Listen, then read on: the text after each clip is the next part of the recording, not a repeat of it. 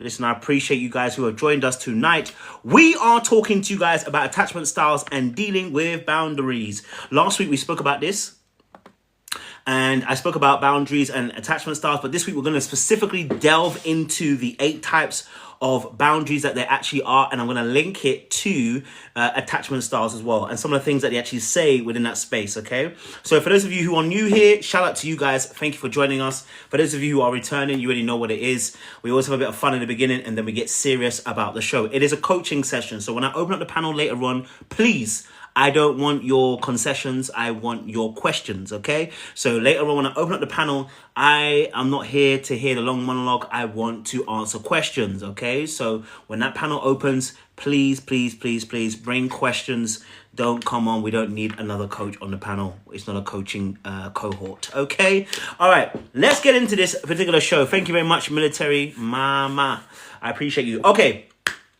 So attachment theory is basically this. John Bowlby is a British psychologist. John Bowlby is a British psychologist who coined this particular theory based on an experiment that he did with young children and caregivers. And what he realized is that young children had separation anxiety. And so there were 3 types at the time when he did the experiment of 3 different types in terms of the children's responses to their caregivers. Secure, there was anxious, preoccupied, and there was avoidant. Okay, so the secure children, when the parent left, they were sad, but when the parent came back, they were also joyful. Okay, the anxious child, yes, was sad when the parent came, but then the child would be searching for the parent in the sense of wanting to cling to that parent, etc., etc. When the parent came, then they would regroup with the parent. The avoidant, when the parent left, they didn't care. When the parent came back, they didn't care.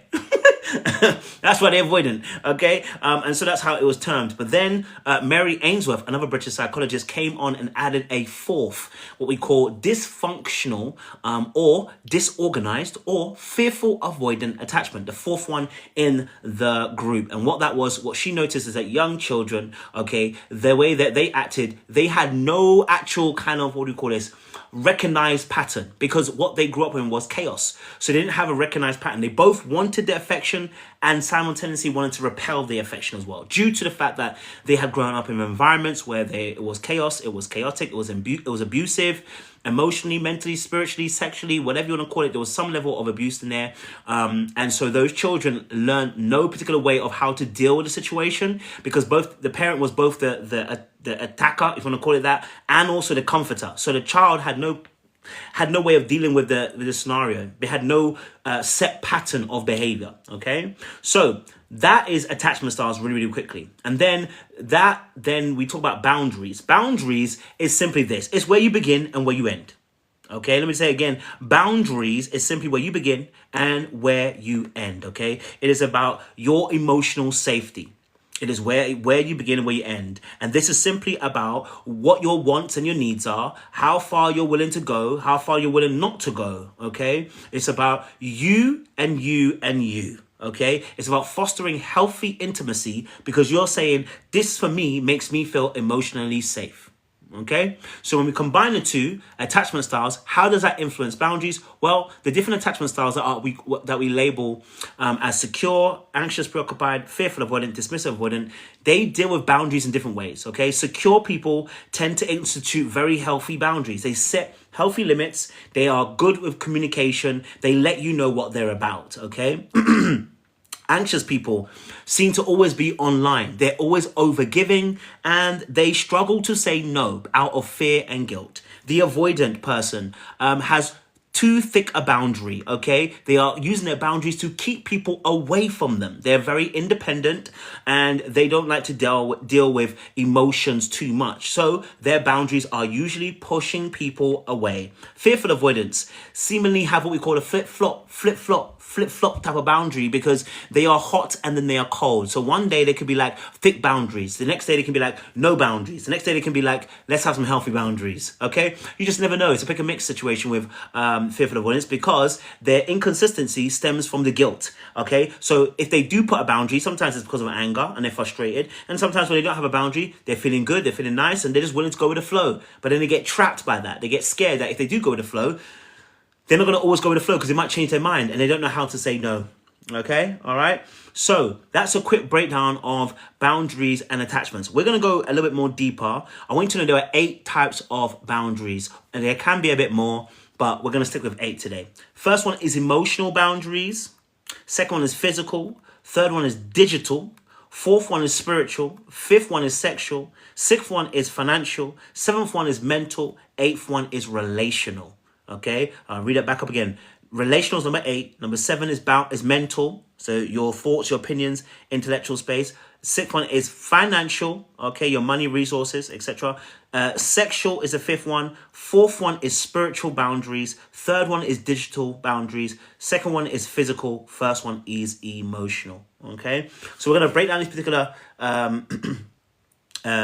boundaries by giving you what the attachment style would say about that particular boundary in that particular space, or how they would behave. Okay, if you're with me, just say yeah in the chat. If you're with me, just say yeah. You're with me in the chat, just say yeah. You know what I mean? Just put a yeah in the chat for me, so I know that you're with me. I don't want to lose anybody. And keep liking the screen as well. It helps let people know that this is a great space to be in, and this is also a space that you want to continue growing with great people who are like-minded. Okay, so emotional boundaries. What are emotional boundaries? They are your feelings, they are your emotional space, and they are a right to process without guilt. I want the last point to be very effective. Let me say it again. Emotional boundaries are your feelings, your emotional space, and the right to process without feeling guilt.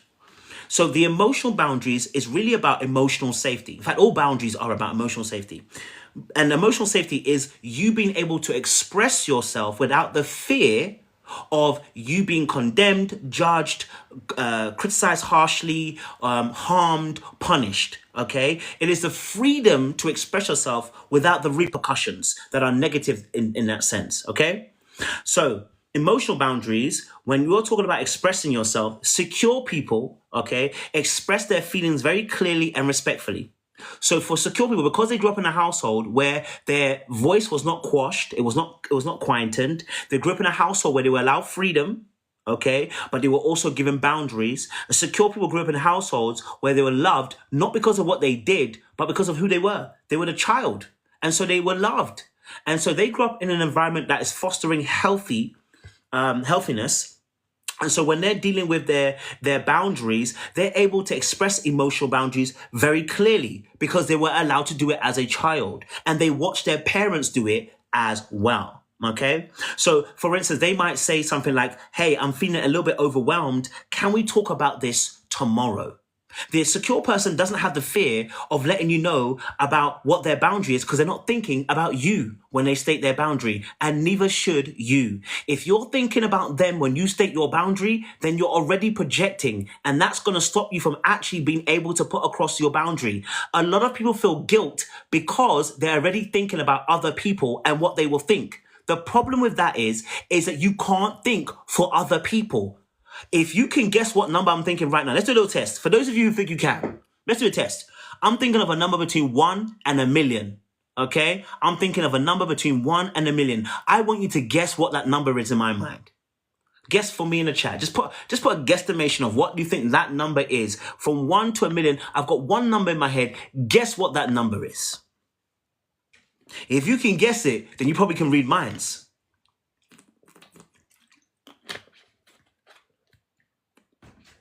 I mean, some people are getting close. You know what I mean? All right. I was thinking of 777,777. That's the number I was thinking of, right? And I was thinking of that number, but you're not going to guess that because the reality is you're not in my mind. Okay, so if you're not in my mind to guess what number I'm thinking of between 1 and a million, you also cannot predict what somebody was thinking when it comes to their thoughts about you. Now, you may get close. You may even be right, because let's be honest, sometimes you're right. But the reality of the situation is, right, you cannot think. Okay, you cannot think for the other person. Whenever your mind is focused on the other person, you stop thinking about you. Yes, we should be empathetic and considerate of other people, but not to the point that you put yourself last. Okay? So it's important to understand that with secure people, they're not thinking about you when they are stating what their boundaries are. They will tell you, hey, I feel overwhelmed. Notice the language here. I feel overwhelmed. Can we talk about this tomorrow? They're focusing on who? Themselves. That's why it works. Hey, I feel tired. Or, hey, I'm not in the mood to discuss this right now. Can we discuss this later on? I'm a little bit scared right now. I don't know if this is the right time to have this conversation, right? So this is important in the way that you deliver it. Secure people can deliver this because they're not thinking about you, okay? And you need to stop thinking about them and start thinking about you, okay? Time to be a little bit selfish, to be selfless, okay? Now, the anxious person, when it comes to emotional boundaries, okay, they are always oversharing and they quickly absorb other people's emotions. Anxious people tend to over-identify with other people's emotions. And so when they're talking about their emotional boundaries, they are oversharing. You know, if you've got an oversharing problem, you've probably got an anxious disposition. You know that person at work, you tell everybody your situation, and you know, in your head, you're like, I don't know why I told them all my secrets. I don't know why I told them all of that. And then you start thinking about it after, you're like, damn, they're going to judge me now. You know, and the reason is because you don't have brakes on your lips. You know what I'm saying to you? You don't have brakes on your lips. I need you to put some brakes on the lips. Okay, you're allowed to. It's okay. All right? They don't need to know every single thing. Okay, I know that you are an honest person, and I know that you're a transparent person, and I know that you're authentic. I know. But the reality of the situation is, do you know why you're actually oversharing? You're oversharing because you're afraid of being rejected. You tell people your business, and you tell them too much because you need them to like you. It's also a form of people pleasing. You want them to like you. So you start telling them information, hoping that you can connect with them. You don't realize by you telling them all this information, whilst you may be connecting with them in some regard, you're disconnecting from yourself because you're not protecting you. You're not putting you first. So just know that oversharing, there is an issue behind it, okay? And again, not only do they overshare, but they absorb other people's emotions. So here's what they might say when it comes to emotional boundaries. They might say, I just need to know how you feel right now. I can't stop thinking about it. Right? So instead of instituting their own boundaries, see how the secure person said, I'm feeling overwhelmed. Can we talk about this tomorrow? The anxious person says, I just need to know how you feel. Because they're only going to be okay once they realize that you're not going to abandon them. So if they find out how you feel and they find out that you're okay, then they're okay. But the problem is that once that person is okay, you haven't done the work for you. So now you've abandoned you to make sure that they are comforted. Well, how does that work? Right? It doesn't work. And that's the whole point about boundaries. It's about self. And so if your boundaries is about the other person, rather than what you need, we're going to have a problem. Okay? All right? Avoidance, dismissive avoidance. Okay? Dismissive avoidance. They detach or they shut down. Okay? Dismissive avoidance, they detach or they shut down. And so what ends up happening is because they get emotionally overwhelmed and they do not have the language in order to fully express themselves, shutdown is a normal behavior for a dismissive avoidant. If you are dismissive, type in the chat for me. You know who you are, okay? You know who you are because when you look at your phone and someone calls you, you're like, do I really need to call? They're calling me. I'll just let it ring. Right? You go missing for days on end. You know who you are. You go missing for days on end. Okay? You reply to text 4 days later. You know who you are. Okay? So the dismissive avoidance, they shut down emotionally and they detach. The reason being is because their boundaries are all about keeping people out. Okay? And the reason why they keep people out is because dismissive avoidance struggle with feeling like they're going to be trapped. So because they feel like they're going to be trapped, they're just not going to get into a situation at all. You see, you're not going to get me trapped in this business. Oh, no. You're not going to have me trapped. A dismissive avoidance is like, no. I've been trapped as a young kid. My parents did not fulfill my needs when it came to my emotional wants. If you think now I'm going to be trapped by you and you're emotional, and you're going to get emotional and have me trapped? Oh, no. No. I don't get trapped. I don't do those things, okay? The moment that you start showing them inconsistency, you start doing emotional up and down, you start feeling some type of way, they like, oh, we gotta go. Time out, because we gotta go. Because you're doing too much emotion, you're getting too irate, you're getting a bit, I like consistency, I like even kill. I gotta be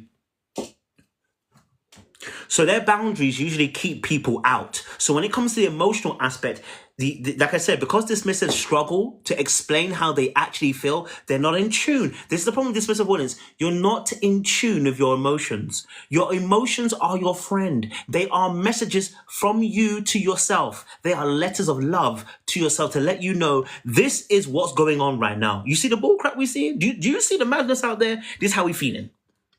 Right? You can't ignore it. Shout out to Military Mama again. Shout out for those of you who are gifting as well. I really do appreciate it. Thank you so much. Okay, so here is what the dismissive avoidant person will say. They will say, okay, all right, they will say, can we not talk about this right now? It's not a big deal anyway. True to their name, they are going to do what? They are going to what? They're going to dismiss the issue. Okay, they're going to tell you, listen, can we not talk about this right now? It's not a big deal. For a lot of dismissive avoidance, when I coach them, okay, a lot of times what I find is also they have a delayed reaction. And the reason why you have a delayed reaction is because you're not being honest. And you've not trained yourself to be honest. So what ends up happening is, rather than being truthful to your feelings at that point in time, you don't say anything. In fact, someone said, let's say, for instance, let me give you an example. Let's say someone said something slick. So it wasn't even like it was something like, let's say they said something like, certain people here, they know who they are. They're like X, Y, and Z, right? The dismissive avoidant person hears it and goes, I know they're not talking about me. I know they're not really talking about me. It can never be me they're talking about, right? But they're like they're like, I don't have the words to say right now because I don't have a good relationship with anger. Because you see, I know that if I get angry, I could ruin everybody here. So I don't have a good relationship with anger. So right now, I'm going to dismiss what I just felt and I'm going to push it to the side and I'm going to wait in a couple of hours time, maybe a couple of days time, when I'm all alone, a million miles away. That's when they're going to go, hold on a minute. I know, oh my days. Did they just actually, they were talking about, how dare they talk? Now you're deep in the situation. And the reason being is because you don't have a good relationship with anger. You don't have a good relationship with anger because you believe that when people get angry, they ruin things. Because that's what happened to you. That's what you witnessed and it's what you saw. That's why you dismiss your anger. You dismiss your feelings. Stop dismissing your feelings. When that feeling comes up, you've got to allow it to come up. Now, of course, I'm not saying go out there and ruin anything. What I'm saying to you is start being honest. How are you really feeling? Right? And the more you... And here's another thing that happens to you. My last point about dismissive avoidance, because this happens a lot to you, is that some incident happens, right? You think about it, you get home and you're like, oh my days, did they just say that? And then you're like, wait, it's been a couple of hours. Or it's been a couple of days. You know what? It's been a couple of weeks. I can't really go back now and say it. It's kind of dumb if I go back. It's stupid if I go back. Like I'll look like an idiot if I go back. Yeah, it'll be stupid for me to go back. And that's why you have a delayed reaction. The reason why you keep having delayed reactions is because you don't honor yourself. So your bodies learn. If you're not going to honor yourself, we have to delay our reactions. And it's a perpetual cycle. So every single time that you delay reaction and then you don't honor yourself by actually saying to the very person who frustrated you or hurt you, every time you do that, you are going to put yourself back in a perpetual cycle of delayed reaction. Can I get an amen? Because you know I'm telling the truth. Stop it. If you're dismissive avoidant, stop it. It is frustrating you. It hurt you. You need to go and speak to that person. Even if it's a week, 2 weeks, 10 months, 20 months. It doesn't matter. You've got to say it because every time you shut your mouth, you're training yourself to shut your mouth. That's why you're having a delayed reaction. That's free and that's on the house. But just know that you should, sign me up as your coach because I definitely want to bring some healing, some transformation and some growth. Okay, all right, I got you. Listen, there's a link in my profile. Don't play with it, because we're gonna make sure you gather you together. And then the last one for this emotional boundaries, okay, is fearful avoidance. Okay, shout out to fearful avoidance. So fearful avoidance, their behavior is very hot and cold in their expression because they fear vulnerability because they're afraid that if they're vulnerable, they can be hurt. Okay, so a lot of times with fearful avoidant, when it comes to emotional boundaries, when it comes to their feelings, the emotional space, and the right to process, they can struggle. And the reason why they struggle is because there's a very unique thing that happens to fearful avoidant. If you're fearful avoidant, type in the chat for me. If you know you're an FA, a disorganized or a dysfunctional attachment, type in the chat for me. I've got something for you. Thank you very much, G.I. Jane. Thank you. If you're fearful avoidant, type in the chat for me because I want to know, because I got something for you, okay? We got something for you today. We got to make sure we hit this correctly for you. So for those of you who are fearful avoidant, okay, the difficulty that you face, and I really empathize with you, okay? The difficulty that most fearful avoidants face that are very difficult is that they are oftentimes perplexed by the complexity of their own mind. The fearful avoidant is perplexed by the complexity of their own mind because they have something that the other attachments don't have. The anxious person has the anxiety. The dismissive person deals with anxiety by dismissing it. But the fearful avoidant has both. It's confusing. And oftentimes people don't understand because they don't explain it, because they don't know how to explain it. The fearful avoidant would like to explain it, but they don't know how to explain it. And they're afraid if they explain it, you'll look at them like they're crazy. And you know why? Because most fearful avoidants grow up in households where they are made to feel crazy. And what most fearful avoidants end up happening is they internalize a lot of what happens in their household. Let's say for instance, an example for fearful avoidance. This is what might happen to them, okay? Let's say, for instance, okay, that one of the parents is an angry parent. Because in fearful avoidance, it's all about fear. Let's say one of the parents is an angry parent and another parent is a loving parent. Okay? Now, when that child experiences the anger of the parent, and I'm not talking about an anger where the parent is, angry at something. I'm talking about when the anger becomes almost abusive, right? They're always shouting, they're always screaming, they beat you profusely when they're angry. That kind of one's there, yeah? When the child, because children almost in a sense narcissistic, in the sense of they internalize issues as if they are the reason why this happens. Okay, so when a fearful avoidant is in a household, anything that's happening to them, they are internalizing it in a way that, you know what, I'm the problem, I'm the issue, I'm the reason why the parent is acting the way they are. The reason why the parent is abusing me is because of me. Right? If you've ever, and again, trigger warning, if you've ever been through anything like SA, DV, people who have gone through these things, if you ever speak to them, they'll tell you, I must have done something wrong. What abuse usually does is it makes you question you. So most fearful avoidants have grown up in an abusive household in some shape or form. So what ends up happening is abuse makes you think, I caused the abuse. So now, when they are now trying to explain what's going on in their mind, they've already been made to feel crazy. So when they're thinking about, stating their emotional boundaries, it doesn't make sense. It's like, if I explain it, you'll just blame me anyway. And I already blame me. I don't need you blaming me again. You know what I'm saying, Chu? So it's hard to explain it, number one. Number two, they have both the anxious and the avoidant traits. So actually, there is two things going on. They actually simultaneously, and it's crazy to think, if you're not a fearful avoidant, you won't understand this. It's crazy to think they have both the anxiousness, they want to cling to somebody. I want you to imagine, right? You feel like you see somebody, maybe somebody you're dating, right? And you, at one point, you see them and you're like, I just want to hug them, I want to love them. And then you instantly have a thought, if I hug them and love them, they're going to hurt me. If I hug them, they're going to literally reject me. They're gonna betray me or something. I just know it. If I give them the love, they're gonna betray me, right? And so that constant drop, they are literally, it's like having their foot on the brake and the acceleration at the same time. The car goes. That is literally what's happening to a fearful avoidant. It's like, you know what I'm saying, Chu? And so because of the constant paradoxes of thoughts, they're like, if I can't fully deep it, if I can't fully explain it, if I explain it to you, you will think I'm crazy. I'll just be back where I am now. And so, to be honest, for the fearful avoidant, the difficulty for them is they're always on the go. And that's why they can't figure it out.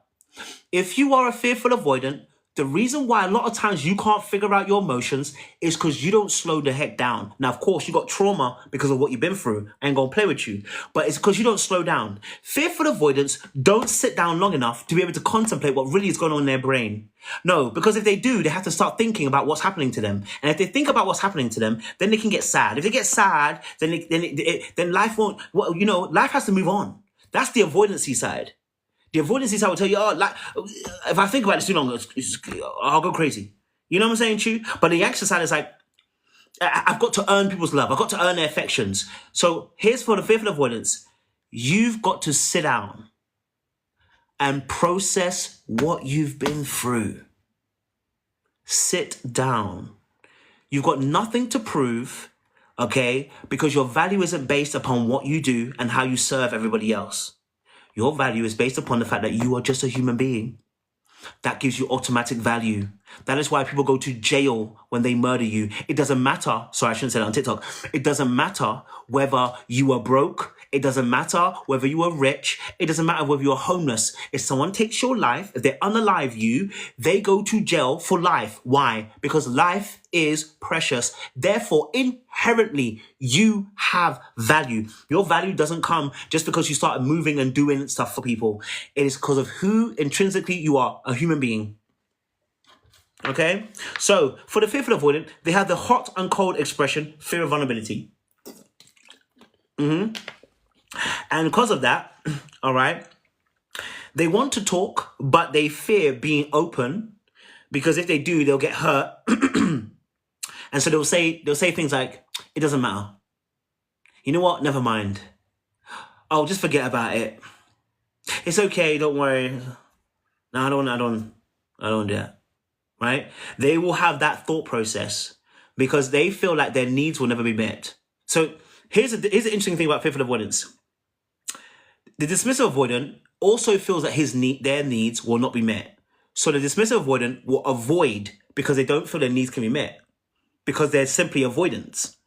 Fearful avoidants also don't believe that their needs can be met, but remember they have the anxious side. So whilst they go, I'm going to be avoidant, they then switch back to being anxious to try and get the needs met by then serving the other person. And this is where it gets complicated for other people who are in a relationship with those people.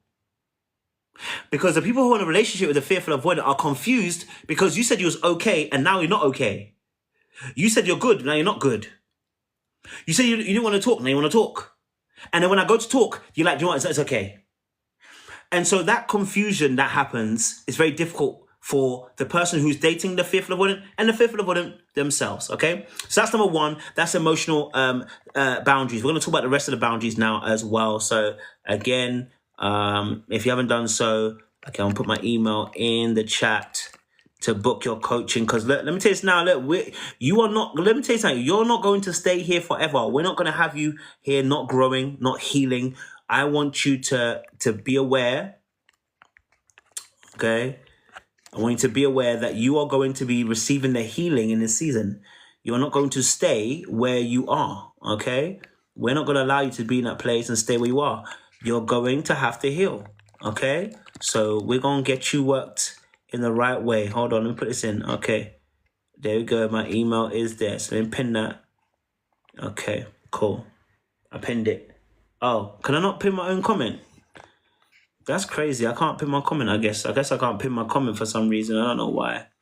But yeah, okay. So I don't know why it won't allow me to pin my comment, but hey. Okay, so let's talk about another one. Let's talk about dealing with physical boundaries, okay? Physical boundaries. I hope, is it pinned, guys? Is it pinned? Is my comment pinned? Let me know if it's pinned. If it's not pinned, then it is what it is. I don't know why it won't let me pin it. But if it's not pinned, then cool, and you get me, it is what it is. Nothing I can do. I'm trying to pin it, but it's telling me it won't pin. So, I don't know. Yeah, it tells me I can't pin my comment for some reason. I don't know why it does that. It says I can't pin the comment. I don't know if it's because of something. Okay. Well, you guys will just have to send me an inbox if you can. Yes, I do coaching as well, guys. I do coaching. So listen, if you want coaching, please just send me My email's in my bio. It's in my bio. So just send me a link that way. And I don't know why it's not allowing me to pin it. And I don't know how. I think I had a pin a notice. Okay, hold on. Wait, let me see. Okay, yeah. Okay, so then pin this. Okay. Okay, so you can send me a direct message, and then I will send you guys back as well. Okay. So send me a message. Please do not send me your what you're going through, because if you send me what you're going through, I'm not gonna answer, because people try to do that and it's like I can't do that for everybody. So please send me a message if you want to be booked for coaching. Send me a DM. I will read that and I will respond. But if it is about your predicament, maybe I'm not gonna lie to you. My boundaries, I'm not gonna read it. Okay. All right. So send that to my inbox. Okay. So hopefully that's saved. I hope that's saved. Did that pin notice? Yeah, it's pinned now. So my direct message there. So just directly inbox me if you guys can see it. Can you guys see it as well? Can you guys see it? If you can see it, let me know if you can see it. If you can see the link for you to directly inbox me. If you can see it there, just let me know before I go to the next one. Okay. Because we're gonna go to our next part of the thing, physical boundaries. It's gone now. Blood, what is TikTok doing, kids? They're frustrating the life out of me, kids. They are frustrating the life out of me. I can tell it now. They are frustrating the life out of me. I can tell you it for free. All right, okay. Let me see. Okay. Oh, okay. Whatever. You know what? Forget it. It'll come back on in a second. They're doing too much, TikTok. They're doing too much. Okay, let's get back to what we're talking about, okay? Because we need to go. Time is going, so we've got 6 more to do. All right, cool. Physical boundaries.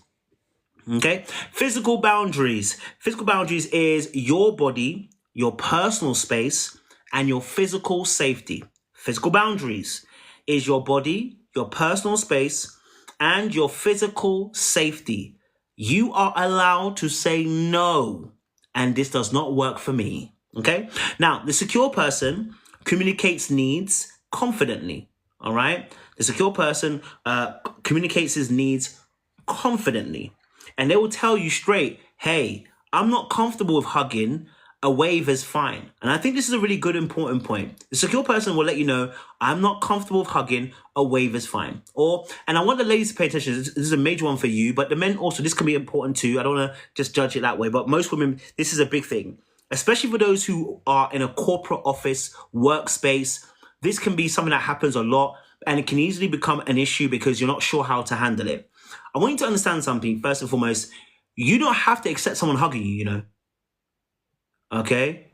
All right? You don't have to surrender at work to a man hugging you or touching your shoulder or his hands a little bit low on your back. These are boundaries. I want to let you know. I don't want you to suffer in silence. These are your boundaries.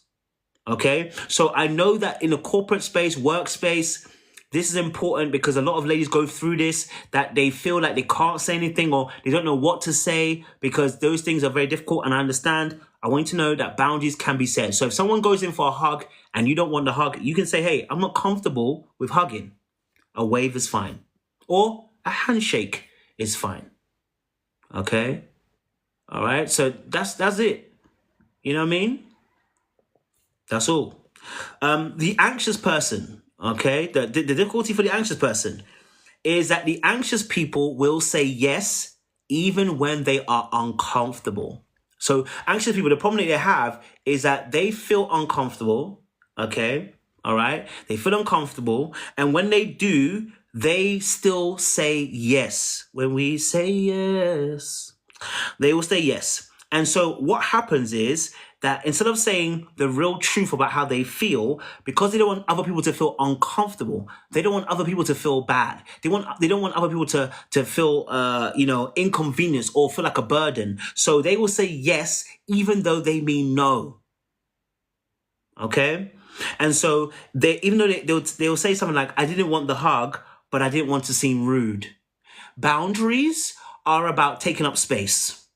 So anxious people, they struggle with that because they don't want to take up space too much. They always want to be a service to people. But you must understand that when you say something like, I didn't want to hug, but I did it because I didn't want to seem rude, I want you to understand you are inconveniencing yourself. You are doing yourself a disservice. You are doing yourself a problem. When you are not being honest about what you're actually going through and what you actually want, you hurt you in the end. You don't want a hug? Say you don't want a hug. But if you say yes when you really mean no, you cause yourself more issues. Okay? Cause yourself more issues. Okay. The dismissive avoidant, okay, will end up avoiding physical closeness in general, okay? They will avoid physical closeness because for them, again, this is making them feel like they're going to be trapped, like they're going to be overwhelmed. It's making them feel like, you know what, they have no space.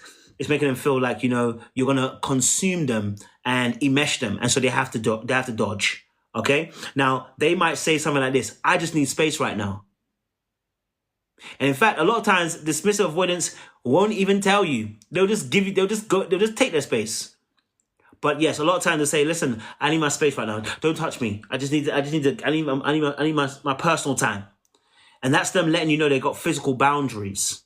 Okay? All right? That's letting them know you got physical boundaries. But again, a lot of times they're trying to create distance between you and them. It's not healthy.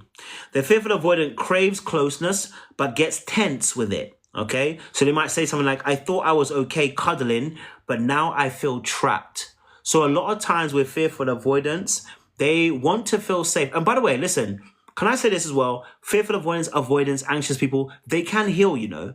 Like if they get with somebody who's secure, that can be a way to do it. But if they go through effective coaching, therapy, they can also heal, right? And the fearful avoidant wants to feel safety. So look, if they see consistency with a partner who, let's say, wants to cuddle, at first they may feel like, okay, I'm getting trapped.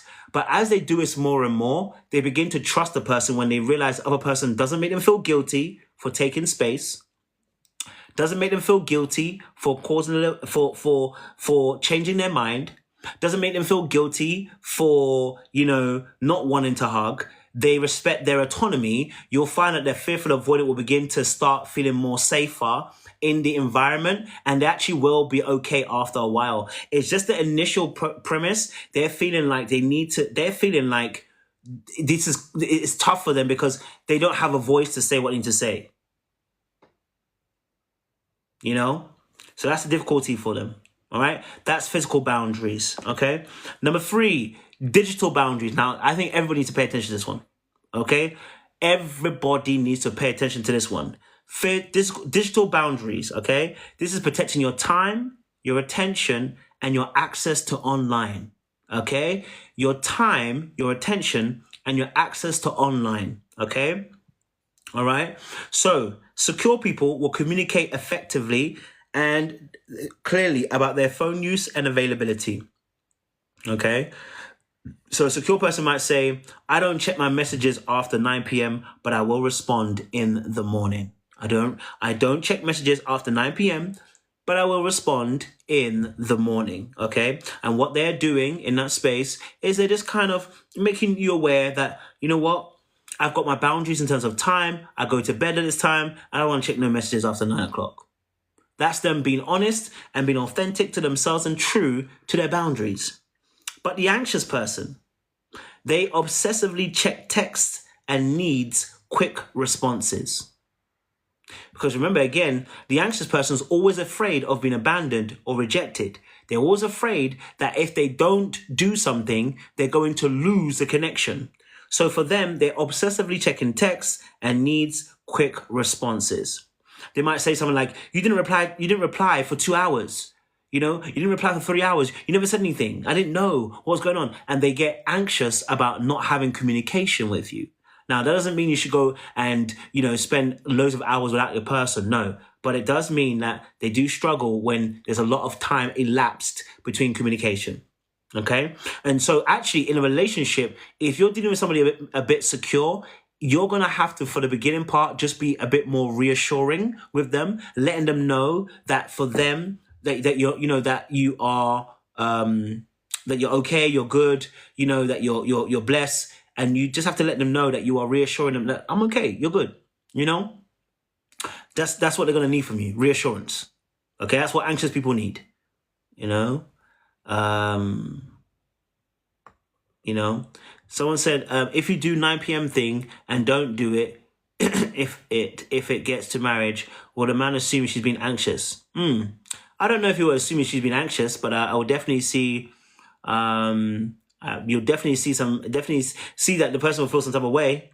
So I'll mention that a little bit later on for you.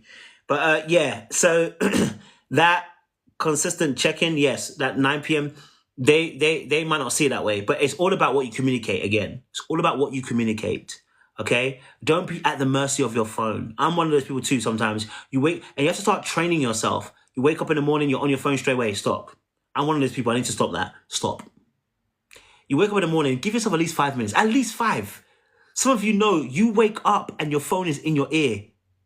Like give yourself a break.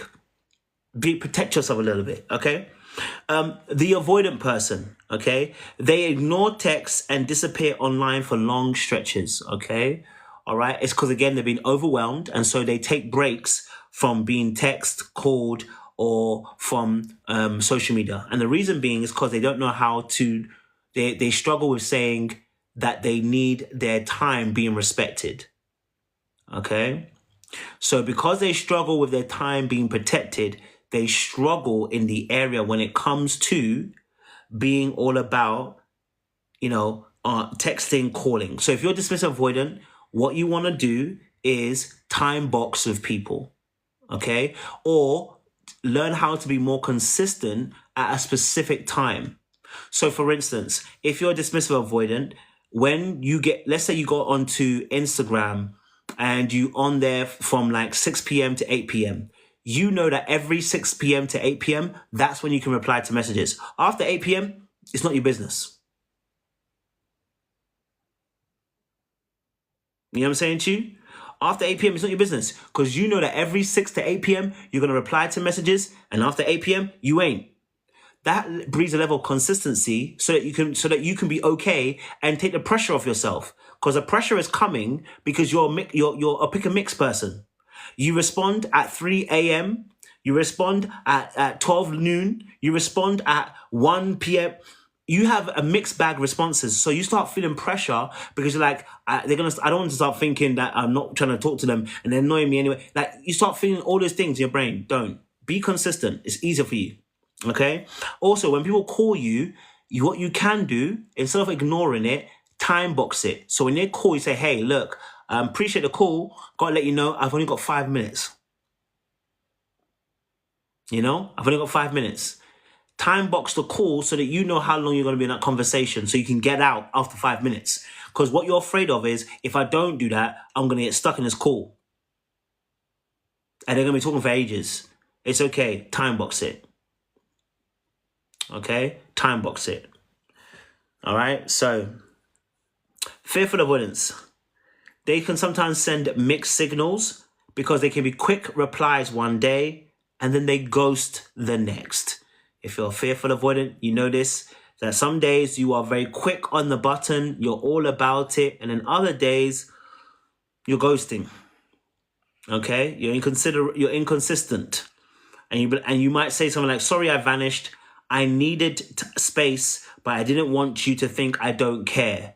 I want to let you know, when you disappear like that, they are going to feel some type of way, fearful avoidance. Just want to be honest with you. Same with dismissive avoidance. They are going to feel some type of way. You can't just disappear. Okay? It doesn't work like that. All right? It's real life. So for the fearful avoidant too, what you need to do is learn how to communicate that you actually want space. If you want to take space, there is nothing wrong with that. Learn to communicate that you need space. Hey, I'm just going to have a few hours to myself. I just need time to process what's going on with me. Learn to communicate that. Nobody's going to read your mind. Start communicating that so that you can give yourself space. Okay? All right? So this is very important. And I also want to say this about digital boundaries, okay? Someone else asked me a question about what type of way if it's a boundary when single but relaxes in relationship, is that normal? I mean, listen, people can change boundaries. The reality of the situation is boundaries are yours. Okay, it's not about what they do, it's about what your boundaries are. Okay? They're about what your boundaries are. So boundaries are literally about what you want to feel safe. Okay? All right? So let me just say this as well for digital people. Some of us need to be better, and this includes myself. Some of us need to be very, very much more better when it comes to digital boundaries. For those of you in relationships, I'm here to tell you, listen, in 2025, you need to protect your relationship. I want to give you an example of what I mean by this. We make how do I call this? Exceptions for social media compared to your number. Let me give you an example. If somebody calls you at 11 o'clock and you're in a relationship, you might say, hey, I appreciate you calling me at 11 o'clock, but this is not a great time. Okay? It's not a great time. It's past, 9 o'clock. You'll be okay with that. But then somebody will voice note you at 1 a.m. and you'll still listen to the voice note and then respond to them. It's the same thing, It's a digital boundary. Okay? It's a digital boundary. I know one is WhatsApp or a call on your phone and one is social media. It's the same thing though. And you need to breed that consistency because it protects you. Okay? All right? It protects you. So I want you to understand that. Okay?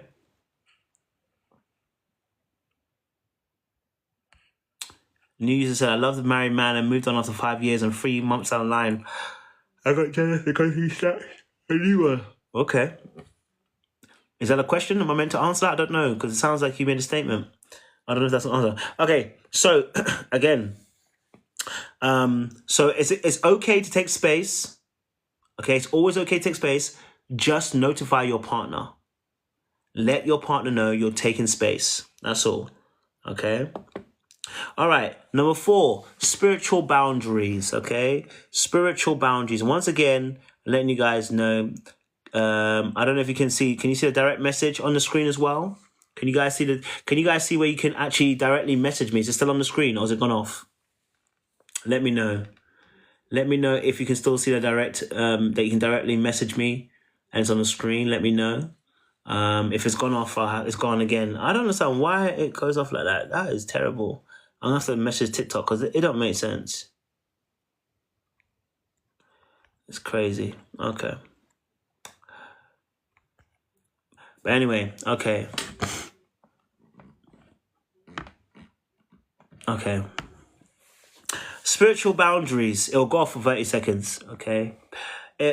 Spiritual boundaries, okay? Spiritual boundaries. Your beliefs, your values, and your spiritual space, okay? Your beliefs, your values, and your spiritual space, okay? So, if you are a secure person, you are often able to respect differences without fear.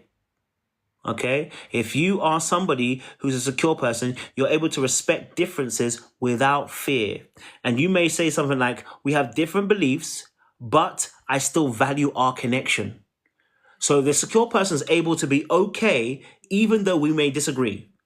Okay, now I'm not saying get into a relationship with somebody that's a different faith. Let's not do that. But what I'm saying to you is they're okay with the differences. They're okay with people having different points of view. They're okay with people having different belief systems because, again, it doesn't threaten their own emotional safety. That's your opinion. I'm not going to be pulled and swayed by what you are. You are is what you are. That's cool. But I have my own. Okay? So how does an anxious person deal with spiritual boundaries?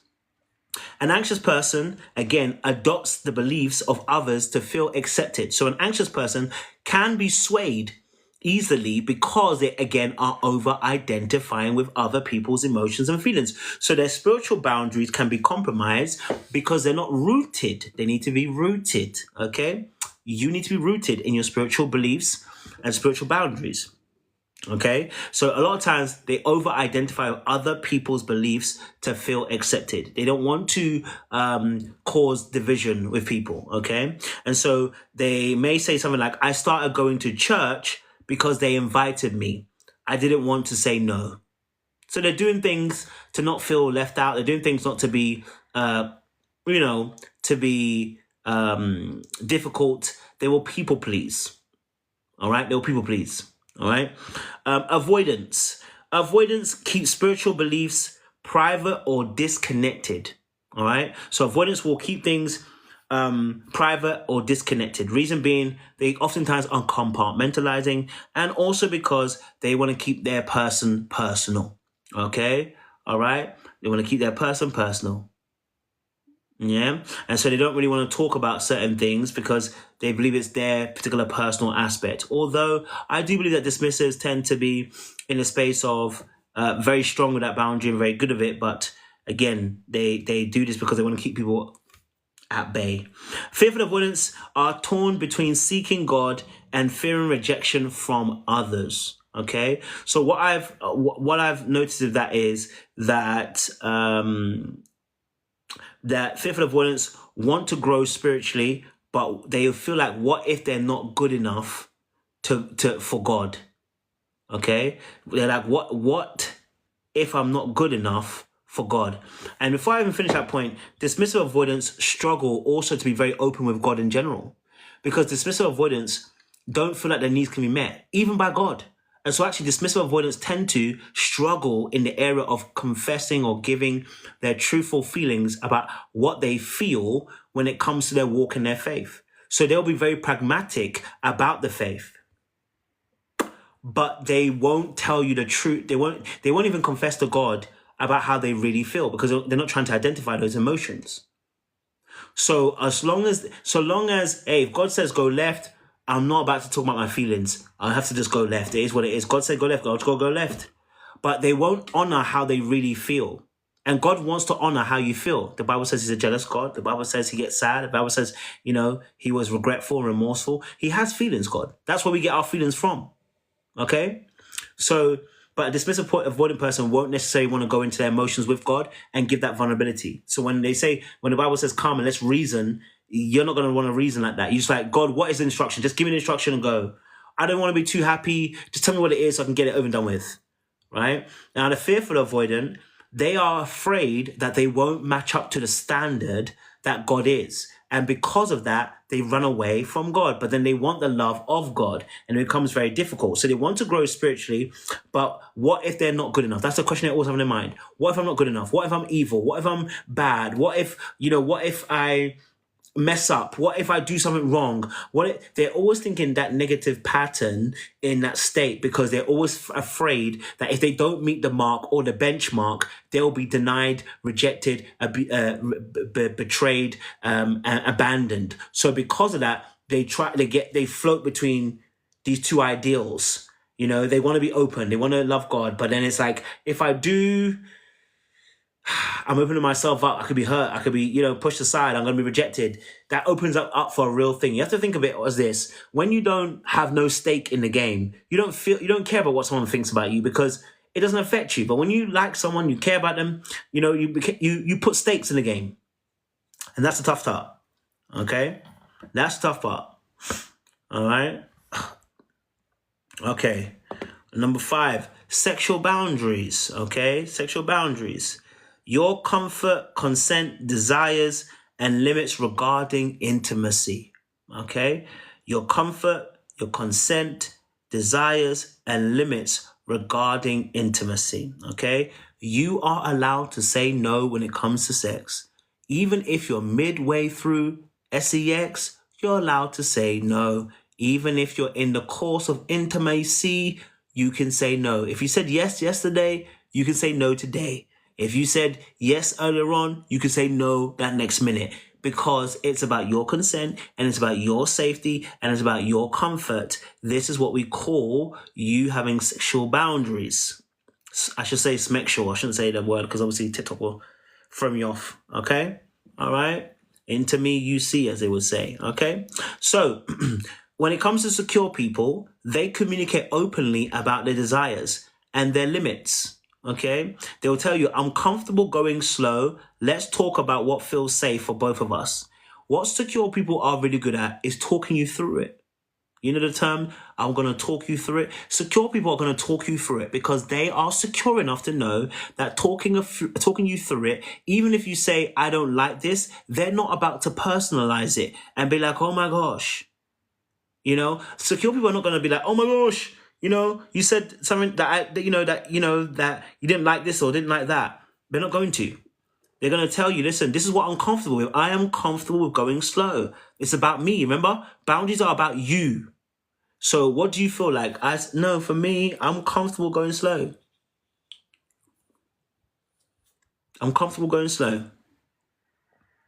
Right? So the anxious person will say yes to avoid abandonment or appear good enough. So an anxious person may go along with this, and this is a struggle as well in sexual boundaries, that they may go along with this behavior. Let's say the person advances themselves on them, and they might say yes, and really and truly, it's because they just don't feel, they feel like they they don't want to, they don't feel good enough sometimes, right? So they'll say something like, I wasn't ready, but I didn't want to lose them. So because of the fear of losing, the fear of abandonment, the fear of loss, they are saying yes to things that they really should be saying no. And the more times you say yes to things, the more times you say yes to things, the more no's you really want to say. Like, the more you say no, the more you can say yes. But the more you say yes, the more you're going to probably have to say no. Because in reality, you're saying yes to things that you don't want to say yes to. Okay? The avoidant, when it comes to sexual boundaries, detaches emotionally during sex and avoids intimacy. So the dismissive avoidant person will oftentimes end up in situationships a lot. All right? And oftentimes they end up with an anxious person. The reason being is because the dismissive avoidant person is not aligning with their own emotions and their own feelings. What they are aligning with is that that SMEX is a good way to connect, because it means I don't have to talk. It means I don't have to be vulnerable. SMEX isn't as vulnerable in this instance because it doesn't involve you having to share and bear your heart. Okay? So for the DA, they detach, okay? And they create distance. They'll be like, listen, let's not talk about feelings. We are just having fun. Okay? So when it comes to sexual boundaries, they'll let you know, hey, ease up on that talking. You know what I'm saying to you? Ease up on the talking. Let's just have fun. Let's just see how it goes. Let's see where it goes to, man. You know what I mean? Let's enjoy the night. You know? Let's not do too much. That's the avoidant person when it comes to sexual boundaries. Then the fearful avoidant, okay? They have what we call push and pull. They want closeness, but they fear it, okay? So they may have smacks with you, and then after, they create distance with you straight away, right? So like you'll find that you might have a great night with a fearful avoidant. You guys got intimate. You're thinking, oh my God, like this is wonderful. This person's amazing. And they just ghost you. And it's not because they don't like you, but because now they feel overly exposed. They've given themselves to you, and because SMEX is vulnerable. Even though dismissive avoidance don't treat it such, SMEX is vulnerability. The moment you get neck, okay, you're being vulnerable. You know what I'm saying, Chu? You're being vulnerable. So the fearful avoidant will want to connect, okay, but afterwards, all right, they feel exposed and shut down. Because what's going to happen is this. For the fearful avoidant, what's happening for them is this. Once they have SMEX with you, and it's in the early days, their feelings come online. Okay? Once the person has SMEX, their feelings come online for the fearful avoidant. And the problem with feelings coming online is that, again, it is very sharp because there are now conflicting emotions that are happening. There is, I want to be close, but at the same time, now this person can really hurt me because now I care. When the fearful avoidant is in that space, especially, and I'm not talking about just like a one night stand, I'm talking about when that's, when that fearful avoidant is getting into a relationship and they are having SMEX, the struggle is that they're now realizing, oh my gosh, like, oh, I've had SMEX, I'm now vulnerable, they can now see me for who I really am. That's how they feel. And so in that space, they feel like they've overextended themselves. They're now exposed, and they now need to shut those feelings down because the feelings came online. And if I've got feelings, that means now I care. And if I care, now you can do me damage. Okay? So that's that part. Number 6 is financial boundaries. Okay? Number 6 is financial boundaries. Okay, your money, your resources, and giving and receiving habits. Okay, now a lot of people here, this is for you. You know this one already. Secure people are able to share responsibly and discuss limits honestly. And secure people, that secure people are able to say no to people without having that sense of guilt when they say no to their finances. Whether it's family, friends, whoever it is, they're able to say no. Okay? So secure people are able to, they'll do, I love to help, but I have a budget I need to stick to. That's a secure person's response. I love to help, but I have a budget I need to stick to. Okay? Now, the anxious person is an overgiver by their attachment style. They are going to give. Okay? And so they overgive and they feel the need to be loved. Okay? All right? They overgive and they feel the need to be loved. So they're giving to actually really have the person respond to them. They're feeling like they have to earn the love of that person, so they have to overspend. And then they'll say something like, I paid for everything again because I didn't want them to think I'm stingy. Now, I can't lie to you, this is one of my biggest ones. I don't want no one thinking I'm stingy. I hate that feeling. Can't lie to you. Okay? That's one of my big pet peeves. I don't like embarrassment. I don't like feeling like I'm broke. So like an anxious person might pay for everything because they don't want to think they're stingy, or even pay for everything because they feel like they have to earn people's affections. Like they have to feel like, I have to be that guy or that girl who pays for everybody's drinks. I have to be that person who does X, Y, and Z, because really, truly, they're trying to buy friendships, whether it's through money, time, energy, whatever it is, they're trying to buy those friendships. Okay? Avoidance. Avoidance discuss finances, but may keep total independence. Okay? So avoidance will discuss their finances, but will keep independence. So if you met somebody who says, I'm keeping my money to myself, you keep your money to yourself, we're good. More than likely, probably got an avoidance spirit because they're not conjoining themselves. They're not bringing themselves together. That's not what they're doing. No, they're going to be independent and do their own thing. Okay? So they might say something, I'd rather we keep our money separate. I don't want to talk about it. So again, avoidance tend to avoid difficult subjects as well because they're afraid if they don't, there will be some kind of conflict, and conflict leads to rejection. So they're not going to play that game. Or it leads to emotional manipulation. Person's going to get emotional and try to manipulate me. I don't want that. Okay? So the fearful avoidant is conflicted. They give generously but resent it. If you're fearful avoidant when it comes to financial boundaries, you give generously but you resent it. And the reason why is because you have no brakes in your car. And what you're hoping for is that I do you a favor by saying, oh, no, that's too much. Don't worry about it. And that's the problem with fearful avoidance. They will give, and then they'll get resentful later on. Or they're going to be like, wait, I gave all of this and I'm asking you one favor and you can't do it. You weren't supposed to give to try and get a favor, and you shouldn't be now turning it in somebody's face. Right? So they can get conflicted because they can give generously but resent it later on. So they might say something like, I helped them out, but now I feel used and I don't know how to bring it up. That's important. Big time. All right, number 7. Mental boundaries, okay? Mental boundaries. Your thoughts, your opinions, and intellectual space, okay? So secure people, they respect disagreement and differing ideas. I disagree, but I understand where you're coming from. So mental boundaries are about your thoughts, your opinions, and intellectual space. Okay? Secure people are able to respect even when they disagree and have differing ideas. Okay? And so they might say, I disagree, but I understand where you're coming from. Okay? See how they're building that bridge? I disagree, but I can understand where you're coming from. Okay? The anxious person adapts views to avoid conflict. So the anxious person doesn't want the conflict, doesn't want the beef, doesn't want a situation, doesn't want to have to defend themselves. So really and truly, they're going to people please in the mental boundaries. They'll be like, I guess I was wrong. You're probably right. They'll give up their space to accommodate you because they're afraid of having a conversation because, again, it will make them, they want to avoid the conflict. They don't like that feeling. It's, again, separation anxiety they don't feel like. Like, if we're arguing like this, it means someone's going to have to walk off or go away, and they're going to be separated. And that separation anxiety is going to kick in, okay?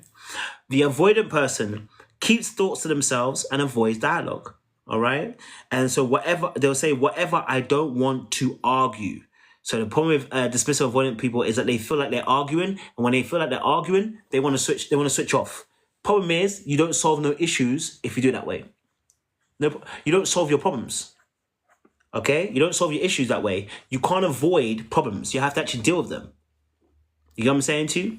And fearful avoidance, torn between sharing and fearing judgment. They'll be like, I wanted to say something, but I felt like I'd be attacked, so I stayed quiet. Okay? They'll be like, I wanted to say something, but I felt like I'd be attacked, so I stayed quiet when it comes to mental boundaries. Okay? Torn between sharing and fearing judgment. So one of the things that a fearful avoidant wants in a relationship is a non-judgmental space, because they always feel like they're being judged. So for them, they want non-judgmental spaces of authenticity that they can thrive in. Okay? So that's the mental boundaries for fearful avoidance. And then last but not least, okay, is relational boundaries. Relational boundaries. Your time, your energy, and access and expectations in relationships. So secure people are able to let you know they have clear, balanced give and take. They will say something like this: I care about you, but I also need friendships that are mutual. Okay? So they're letting the person know, I'm supporting you, I'm backing you, you know what I'm saying to you, I'm reassuring you, I care about you, but I need my friendships. Okay? Still being able to state what they want. The anxious person overcommits and over-prioritizes relationships, right? They might say something like, they never text me first, but I keep checking in on them. Now, I've said this about anxious people. A lot of times they're in relationships with people, and they're the one keeping the relationship alive. They're the one keeping that relationship afloat. They're the one keeping the relationship looking good. And in reality, what's happening is, it's just that they're holding it together. They're the ones, if they don't stop their behavior, they're going to keep on holding on to the pillars like Samson. So they're always texting, they're always doing the most, they're always trying to see the person, always arranging dates. And it's because you're not reading the signs. You're trying to keep the relationship going, and actually you're actually repelling the other person away, but you're focused on you trying to hold a relationship together because of your trauma. All right? The avoidant person keeps people at distance to protect themselves. I'm not looking for anything deep. Let's keep it casual. I've been there a few times still. Let's not do that again. Okay? And then the fearful avoidant. They crave closeness, but fear betrayal. Push and pull dynamics, okay? They were like, I want them close, but then I get scared and create distance again. So fearful avoidants are saboteurs by nature. They're self-saboteurs. They will self-sabotage because they feel like they're not good enough. They feel like people will judge them. They feel like people won't love them. They feel like they will be betrayed eventually. So they're always thinking about how to get one step ahead, two steps ahead. They were like, I want them to be close, but then I get scared and create distance again. Okay, so those are the eight attachment styles. 8 boundaries linked with attachment styles. Okay, so I'm gonna open up the panel. I'm kind of getting tired, so I'm not gonna lie to you, I'm not gonna stay on long. Okay, if you're gonna come up and ask a question, please, I'm gonna keep it brief with you, five minutes max, so we can get people just rolling on and off, okay? So I appreciate you guys who've been there and enjoyed. Again, if you want some coaching, please, again, use the pin message right now. Just DM me, and I will send a message later on, an email to you, so you can actually sign up for the coaching as well. So you can actually sign up for that. I do advise you guys to book 5 sessions in advance. And the reason being, again, is because it gives us a time to amply work through the stages to begin to actually bring healing, transformation, and growth.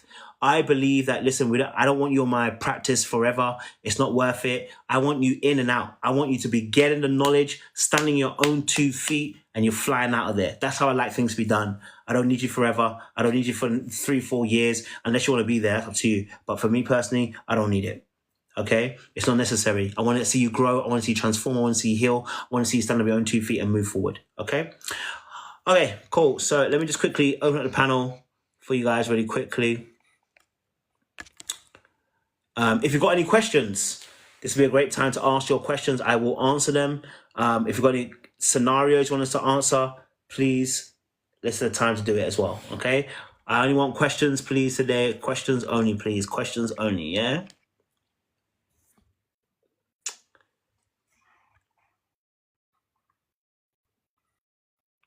Okay.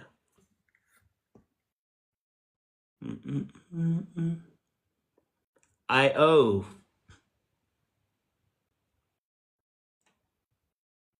Hello? I-O?